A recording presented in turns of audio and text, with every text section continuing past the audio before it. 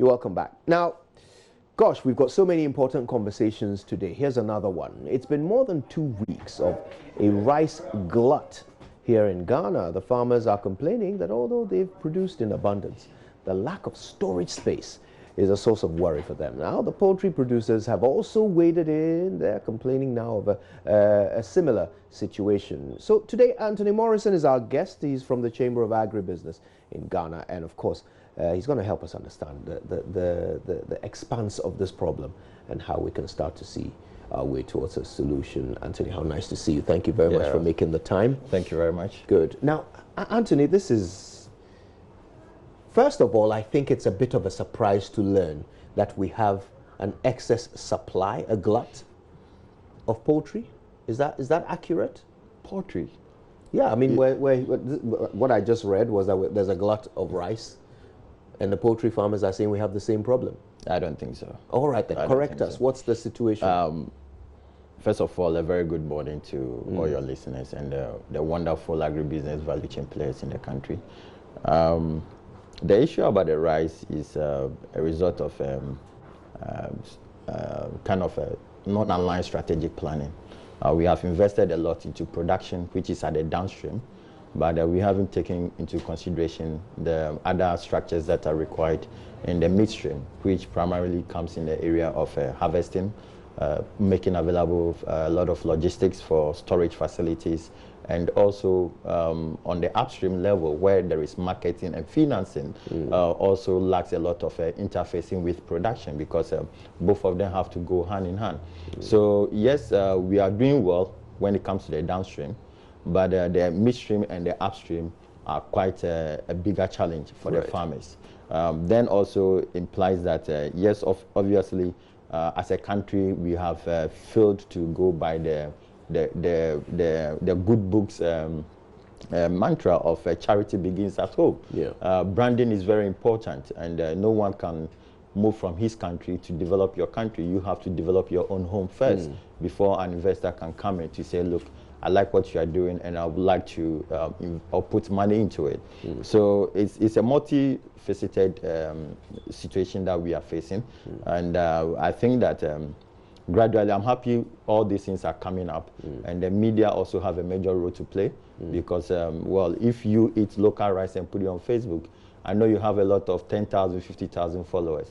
Get all of them to buy local rice, and that is the industry booming for us. So we're creating jobs, we're paying tax, and we're giving skills to our people, and a lot of things are coming on board. So I think that on the side of the rice farmers, there is quite a very good news opportunity in them. The issue of poultry, I was in South Africa, the Africa Agric conference, and the situation came up again. Poultry is a major issue across Africa.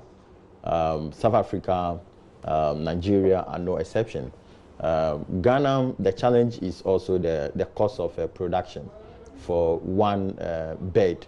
Okay, so if you look at it, while you see in every commodity there is a commodity intelligence branding. So for instance, if you take poultry, whereas in Europe and in America they can produce poultry and sell only the breast, and they'll be able to retrieve the amount of money that was invested in the production of the bird 2 times, because of the market intelligence that has gone into the production, that the breast of the chicken is the best part to be eaten, and it has all the nutrients.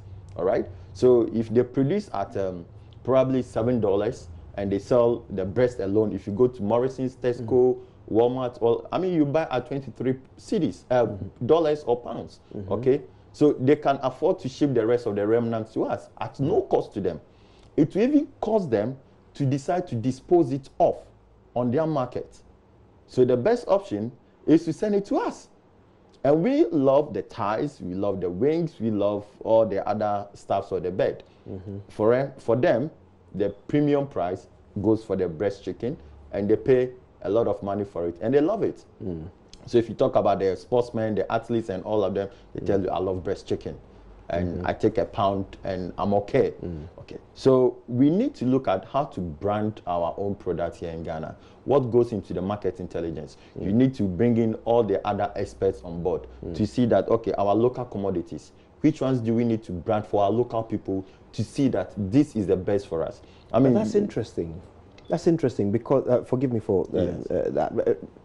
It appears that what the Western world has achieved with this chicken breast situation, well, for us, has the ship not already sailed since we've declared what our taste is, that we like all the other bits? That's what we like. That's what. So it's kind of like the marketing is done. Yes. With us. So we have already acquired our taste. We like. What is it that we like? We like the wings, and then the thighs, and then the legs, and all of that stuff. Yeah. Yeah. So it's done, right? But this is our taste. It's already. We can change the narrative. We can change the narrative. It's possible. It's doable. So that people will start loving chicken breast to the point where they will pay more than they are paying for the one they like today. I know a number of Ghanaians here who don't eat the thighs, the wings. As they go for the chicken, the premium, and they pay much for it. They go to all the shopping malls and stuff, and they look for the chicken breast, and they say that's what they want, and they pay more for it. So the task we have as in this marketing mission is that we need to convince people that, hey, the thing you are eating that you like, it's not the right one. This is what you should like. This is the right one. It's more expensive. So come and spend more money to acquire a new taste. Okay, so this is it. In our situation, it's quite different because we're looking at zero hunger and food security. So waiting for that to come in. Okay. So a couple of things comes into it now, but we kind of have a growing middle class whose constant varying taste for different type of food and other things keeps changing. So you can't really actually say, I mean, I heard an audio that says somebody imports orders pizza from UK or something. Okay, these are the level. I mean, 10 years ago, you wouldn't even think of this. But this is the level of changing taste that we've come to see in the country. What we need to do going forward, we do understand. If you look at the major crops that we eat in Ghana, corn takes 62%, rice takes 16%, sorghum takes 12%, and millet takes 8%. These are the major ones in terms of the grains and cereals that we eat in Ghana, apart from cassava and yam. Right. Now, so, and these are food security crops. What we need to do as a country is that if you take these 4 grains and cereals, they have positive value chain on the other areas of agriculture. Okay. So if we produce a lot of corn, we produce a lot of rice, we produce a lot of sorghum and millet, it benefits the livestock industry and it benefits the aquaculture industry. Okay. So we should see value-aligned production system that goes to enhance the production or the total food basket of the country. Right. If we continue to invest in one sector, we've done looking at its effect. For instance, if you're going to develop a 5,000 acre of rice or maize in an area without thinking of having a poultry project or a piggery project, then you are not doing a value-aligned project. Because at the end of the day, there'll be waste. Where goes the waste? You're going to burn it. And that comes to climate change. That affects the soil health. So you are not doing yourself any good favor, because what you need to do is, and people ought to understand, people need to be trained. And in all this, in a way, I also want to, I've worked long with the poultry farmers, the women in poultry value chain, Poultry Farmers Association of Ghana, and I think that government, yes, have a role. All that we need in this country, and from government, this is to government, is to have a system that is in place that supports local content. We did a program with FAO about 6 months ago when we're looking at the PPP, Ghana's PPP policy, and they need to put in the agribusiness PPP content in order to develop an aligned PPP government, public sector collaboration. What we need in there is a more stronger local content to protect local and indigenous investment in agriculture. If your citizens are investing into agriculture and you can't protect what they produce and make sure that there is a priority on the market, that local produces comes first. Because let me tell you, in marketing and in branding, those who works at the mall will tell you, they can be able to position your brand in a way that will inform the buyer or the client or the customers or the public that either your produce are in diminishing return, or this product is having a better priority on the market than the others. So we need to find a way where we can interface properly and train our own people as to how best we can put out the Ghanaian branded products so that the public will see them as, this is a product I want to buy. Then again, it also borders on packaging. It borders on the branding itself. And it borders on how we are able to brand in total to the rest of the world. How about the quality? Yes, we do have, in fact, trust me, most of our produce have the best of quality. From its raw stage to packaging, the quality fantastic. In terms of taste, nutritional value, and other things that you think of. The quality of packaging is a challenge. Quite some few months ago, European Union were very emphatic on the fact that if Ghana is able to concentrate on quality of package and branding, will be the best out there. Currently, as we speak, we're not only talking about rice challenges, even our own Gary is having challenges on the international market because you're having a lot of imports from the Asian communities. Brazil, we were in Brazil about 5 years ago, and if you look at the first 3 grades of Gary, 50 kg, they are more expensive than 50 kg of rice in Ghana. That should tell you the standardization and the type of seriousness these industries are putting into it. And they came down to learn Gary from here. I mean, some of them that went to Brazil who were Ghanaians had these things anyway, but the rest of the finishing system, they came to learn it in Ghana. So it boils down to us, how we are able to put all this in. But on all of this, I also sit in as the chairman of the Ghana Agriculture Sector Skills Council. And one of the things that is making it very difficult for us in order to increase production is skills. And a lot of people think that it's just noise. Put in maybe 10 acres and put somebody there without the right skills, your money goes bent. You understand? What we need to do, Thailand can use a hectare of land to produce about 13 tons of rice. We don't normally do hectare, we do acre. Okay, let's even say we're doing a hectare. We are only doing 3.7 to 5 tons. And that is all down to a lack of skills. Skills. And the skills borders on how to identify the right seed, the planting of the seed, application of the fertilizer, applying the right irrigation system, all these skills, management of the plant itself. I mean, these are things that people ought to understand. Critical skills are needed.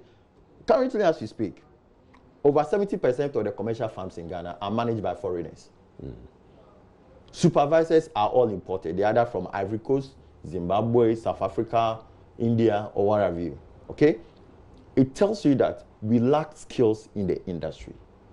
Agronomists, entomologists, and all these people are imported. But we have all these institutions, teaching agriculture programs and courses and so forth. How are we not developing the skills? Are we teaching the wrong things? Is it there is that disconnect between what we need as practical farmers and what the institutions are impacting on them. In other jurisdictions, so they're teaching the wrong things. Yes, we were in India as part of our study tour, and what they have done was once you are trained as an extension officer, where we have it in Ghana from the Agric colleges, you are given a yellow book. And now the yellow book, as part of that, throughout your 3-year study, you're supposed to do a lot of how do you call it, internship. And your supervisor stays in there the number of hours you've done, which areas you've worked at, and how best you've done it and give recommendations. So when you go back to school or your college, your immediate supervisor at college look at it and says, okay, this is where you are lacking, and helps to improve it. You are supposed to acquire 300 hours of internship before you graduate. Wow. After graduating, what they've done is to introduce a card system. So the red card is for the new graduates. So they understudy those with the blue and the green card. Now you are supposed to acquire additional 300 hours of working under a qualified blue card holder or a yellow card holder or a green card holder. What that means is that by the time you acquired an additional 300 hours, you have done 600 hours of solid practical work. Now you can go to study, you can go to write your exam and acquire a blue card, which puts you in a supervisor area. Green card puts you at manager area, and yellow card puts you at the technical area. Now, you as a yellow card holder have the competency, or what we call the, in the ATVET, which is the Agriculture Technical Vocational Training area, you become an assessor to be able to assess people based on their competence level. Now, so the CBT is being applied in agriculture quite a lot.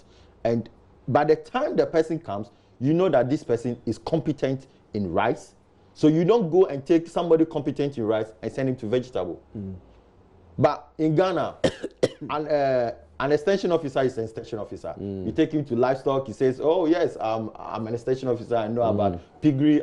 No, it's speciality, less specialized. The more we specialize and the more we seek competence, I think that, and government coming in to secure or protect indigenous production, we should be able to do well. Let me ask you about pricing. John Dumelo, who is a farmer himself, I think he's into livestock, put up a post on social media where he suggested that part of the problem is, and what you were talking about earlier, perhaps because of a high cost of production, that Ghanaian rice is actually more expensive than imported rice. First of all, is that true? Well, it's a bit of both, but to tell you the fact, 5 years ago, when we're all crying that we need to improve production on rice, Ghanaian rice was very cheap, and the price variation then discourages a lot of people, because Ghanaians think that once the product is cheap, it's not the best. Yeah. So we did a lot of work and realized that, okay, if we can produce the same thing as the imported ones, so now we do the Agra variety, the Waki variety, and we also do all the perfume rice, the jasmine rice, and all that. Now, if you go to the Dewenya enclave, the Soga Copper, you go to the northern region, you go to the eastern enclave, they do all the quality rice that we import, from the Thai jasmine. I mean, we do all. Okay, apart from the Indian ones that we don't do because it's more peculiar, the long grain and stuff. Most Ghanaians don't like the long grain sort of thing. So a time came that we had to do a leverage, and branding also came into it. You know, then we were not branding, we were not packaging it into sacks and put the stickers and stuff on them. Now we do it. If you go to Soga Copper and some of the rice and they put it down, they tell you, this is local, this is foreign. You'll be shocked. So let me ask you, I mean, if you take a, what are the, 10 kg bag, is there such a thing? 10 5 kg. So if you take a 10 kg bag of jasmine rice locally produced, compare it to a 10 kg bag of jasmine rice imported, which is cheaper? The slight variation is the cost of transportation. That is what is making. A lot of people haven't seen it. I'll give you one instance. Europe have managed to develop a system where markets produce from the farm are moved directly to the market at almost no cost to the farmer. It's because they have developed the rail system, and the rail system, as part of their corporate social responsibility and the need to give back to the society, once the rail is moving from Tamale and there's a food crop, they must put it on the rail. So the local one is more expensive because of challenges of transportation. Exactly. All right. So Dumelo's point is fair. It's fair, but let me also add that we also do have challenges with cost of fertilizer, cost of seeds, and labor. Yeah, which is quite high. Okay, so let me ask you this: is there also a certain margin that business, agribusiness is what you're into, right? So a certain margin that businessmen are putting on the cost of agricultural products, which also tips it over the edge in terms of cost compared to the imports? Yes, across the country, there are no standardized pricing system. Right. So I decide that, okay, in my area, I want to make 5 cedis margin on the 50 kg or the 5 kg or the 10 kg. Yeah. Somebody would decide that, okay, I'm a distributor. I only need to make 1 cedi.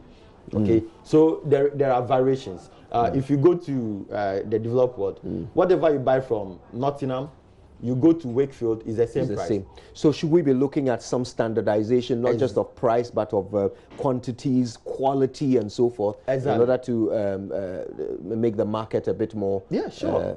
Sure. Most of the things that we need to be looking at is to make sure that at the end of the day, we are able to give more to the society. The government also protects indigenous investment and also the skill. If you look at the budget, the budget, I know you don't have time, but let me state this.